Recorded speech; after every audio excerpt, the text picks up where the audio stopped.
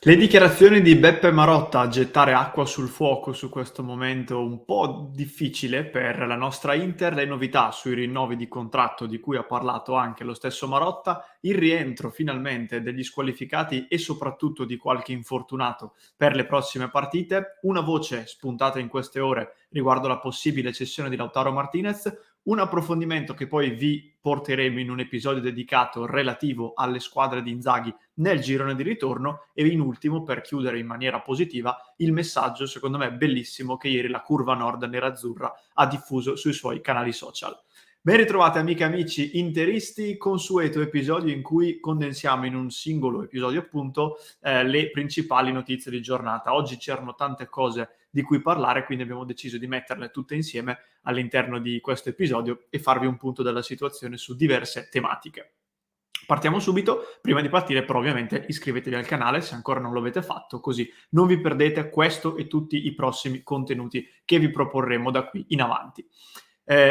Andiamo subito al sodo, senza tergiversare ulteriormente. Parto con le dichiarazioni di Beppe Marotta, che ieri ai microfoni di Sky ha deciso di parlare per qualche minuto per dire un po' la sua su quella che è la situazione attuale dell'Inter e su alcuni temi che poi naturalmente gli sono stati posti relativi ai rinnovi di contratto e alla situazione a livello di mercato. Vi dico subito che le parole di Marotta non sono state, diciamo, incredibili, non ha regalato il titolo da prima pagina, ecco, diciamo così. Credo però che in un momento di evidente, oggettiva difficoltà dell'Inter sul campo, la presa di posizione del direttore, che comunque è un dirigente molto stimato e molto importante, sia comunque arrivata con un tempismo direi corretto. E ripeto, non ha detto grandi cose, però comunque sentirlo parlare, sentir rassicurare riguardo quelli che sono gli obiettivi e l'idea di mantenere comunque diciamo lo sguardo fisso su quello che è l'obiettivo è stata secondo me un qualcosa di importante sia per la squadra e per l'allenatore che immagino e spero anche per i tifosi. Le sue dichiarazioni si sono concentrate su alcuni temi molto importanti, poi a livello un po' più pratico. Ha parlato dei rinnovi di contratto dicendo che per Brozovic c'è praticamente ormai già un accordo. Io vi sintetizzo con parole mie perché poi sapete che Marotta è molto bravo con il politichese, come si suol dire, e di fatto quello che è emerso e che di fatto era già circolato poche ore prima è che per Brozovic finalmente questo accordo è stato raggiunto, quindi l'ufficialità arriverà nei prossimi giorni. Ci sono state poi parole di conforto per Lautaro Martinez, dicendo appunto che è un giocatore che comunque si impegna molto, che si spende e che al quale al momento sta mancando solo il gol e quindi dobbiamo essere tutti noi a sostenerlo. Questo ha detto Marotta e io sono perfettamente d'accordo con lui. E poi ha detto semplicemente che gli obiettivi sono chiari, dobbiamo difendere la seconda stella e quindi difendere il titolo di campione d'Italia che ci siamo conquistati l'anno scorso e per farlo, per mantenere questa linea, dobbiamo anche affidarci a quella che è la nostra guida tecnica, ovvero Simone Inzaghi, che ha ovviamente in mano le redini della squadra e che deve essere anche colui che in questi momenti di difficoltà deve essere in grado di mantenere la lucidità e riportare tutti sulla retta via. Non è Antonio Conte, che forse in questa cosa è un maestro, non a caso l'abbiamo visto anche l'anno scorso, però è un allenatore al quale abbiamo dato grande fiducia e di certo non andremo a perderla a metà febbraio nel pieno appunto di una stagione. Altro tema molto importante di cui ha parlato e che volevo appunto di cui volevo parlarvi anch'io è quello dei rinnovi di contratto. Molto brevemente, vi dicevo, l'accordo con Brozovic è stato ormai trovato, quindi l'ufficialità è attesa nei prossimi giorni. Marotta ha parlato però anche di due, anzi tre, ma diciamo soprattutto due giocatori in particolare, vi faccio anche vedere le sue dichiarazioni, ovvero Samir Handanovic e Ivan Perisic, che sono gli altri due giocatori diciamo più importanti che scadono nel 2023. Ecco qui la dichiarazione nel 2022, pardon. Abbiamo la fortuna, dice Marotta, di avere a che fare con grandi professionisti, anche quelli in scadenza. Mi riferisco sia ad Handanovic che a Perisic, così come a Ranocchia. Questo era il terzo nome a cui mi riferivo poco fa. Questo gruppo è forte. Quando parliamo di Handanovic e Perisic, parliamo di due grandi campioni. Con loro vogliamo parlare per rinnovare il contratto, sono due entità di grande valore. Quindi Marotta comunque conferma quella che è la volontà della società di, come lui poi ha anche detto in altre situazioni, di premiare, di ricompensare i giocatori che stanno dando molto. E per quanto riguarda Perisic, non è un mistero che l'Inter, nonostante l'acquisto di Gosens, voglia comunque rinnovare il suo contratto, chiaramente a cifre più basse rispetto a quelle che percepisce ora e che chiede anche lo stesso Perisic. La speranza è che da questo punto di vista non arrivino particolari offerte, magari dalla Premier o comunque dall'estero, e che quindi possono far tornare ad avere il coltello dalla parte del manico appunto all'Inter, nonostante la scadenza del contratto ormai imminente di Perisic. Per quanto riguarda Andanovic, anche qui non è un mistero che il portiere dell'anno prossimo sarà Onana, però l'Inter vuole cautelarsi almeno per il primo anno e mantenere Andanovic in rosa per fargli un po' da chioccia, cosa che è anche abbastanza naturale, lo fece la Juve con Buffon, comunque è una pratica piuttosto comune. Vedremo quindi se nei prossimi mesi, anzi nelle prossime settimane, in realtà arriveranno questi incontri e se si arriverà ad un accordo. Tornando invece su tematiche di campo, parliamo adesso di quello che sarà il futuro più prossimo. L'Inter adesso giocherà venerdì sera contro il Genoa, una partita sulla carta facile, ma che si complica per due ragioni. La prima è che comunque il Genoa non è più il Genoa della prima parte di stagione, sta ritrovando un pochino di solidità e di gioco con la nuova guida tecnica, e soprattutto il problema vero, però, al di là del Genoa, è che è l'Inter che si sta un po' complicando la vita. E arriviamo da diversi risultati non positivi, e quindi la partita col Genoa può essere o un trampolino per tornare a splendere, o il rischio è che possa essere la batosta definitiva per sbandare completamente. Io sarò ottimista di natura, ma parto ottimista in vista di Genoa-Inter. Per quanto riguarda i rientri, dicevo, allora rientreranno Brozovic e Bastoni perché erano squalificati, e quindi loro ci saranno, e sono due pedine che abbiamo scoperto con il Sassuolo ancora di più essere fondamentali. Per quanto riguarda gli infortunati, allora Caicedo è già un paio di partite che è convocato ed è in panchina, quindi a questo punto penso che magari con il Genoa potrà fare qualche minuto. Tutti noi ce lo aspettavamo anche con il Sassuolo, poi non è stato chiamato in causa, lo farà magari con il Genoa.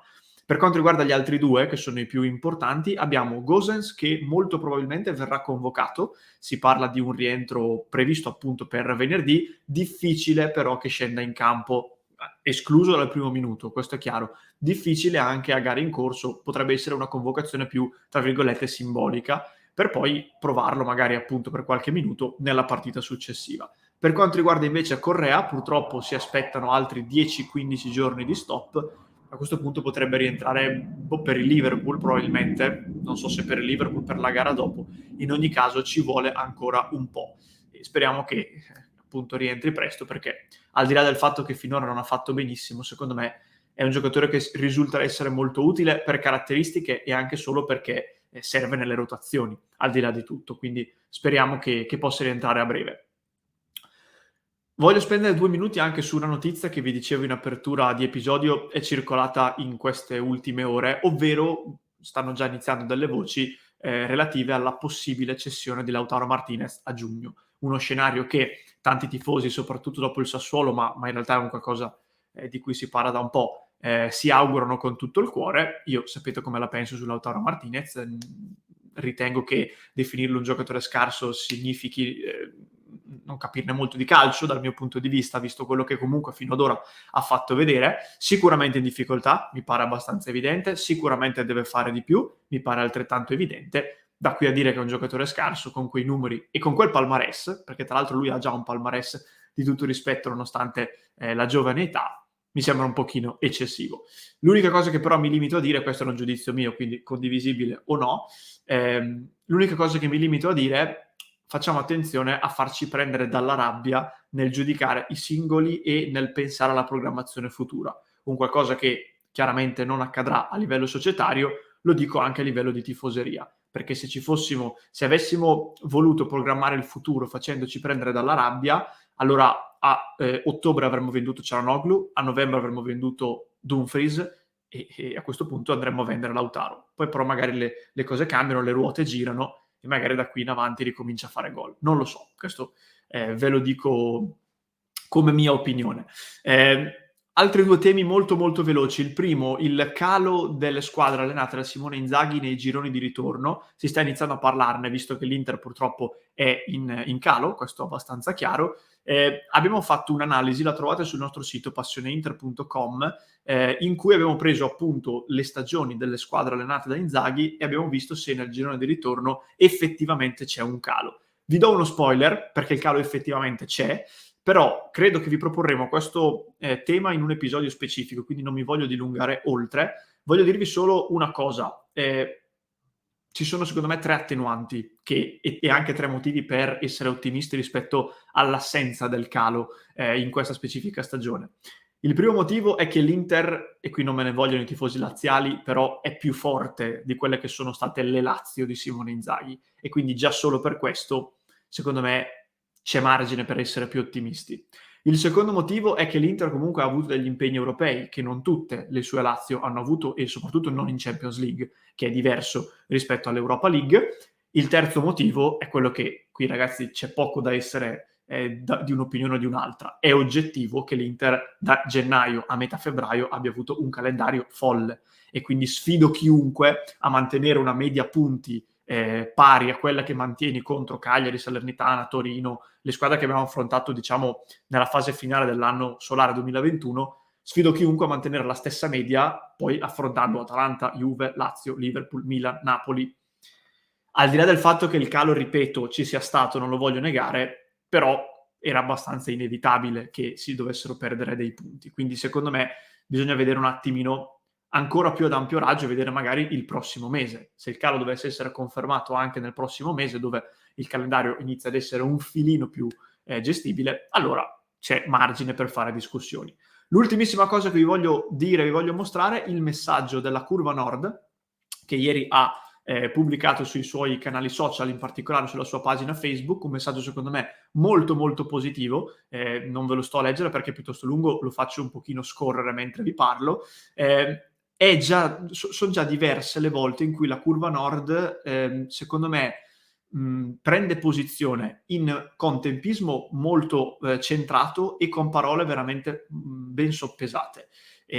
Sono molto contento perché spesso le curve vengono considerate il tifo becero, il tifo di pancia, e in taluni casi è stato effettivamente così. Devo dire che la curva nord dell'Inter, soprattutto negli ultimi mesi, io non posso muoverle la minima critica per quanto riguarda questi comunicati. Ripeto, parole secondo me molto positive, concilianti, ottimistiche e di grande supporto nei confronti di una squadra che comunque non merita, e qui mi accodo, le enormi critiche che qualcuno non le sta risparmiando e che secondo me, apro e chiudo parentesi, non vede l'ora di fare. Ecco, perché io noto che alcuni tifosi, per fortuna sono molto molto pochi, ma alcuni li noto, spariscono quando l'Inter gioca bene, vince, eccetera, per poi tornare in auge quando invece magari inizia a fare un po' fatica e dirà: io l'avevo detto che lui era una pippa, che lui era inadeguato e che lui era scarso.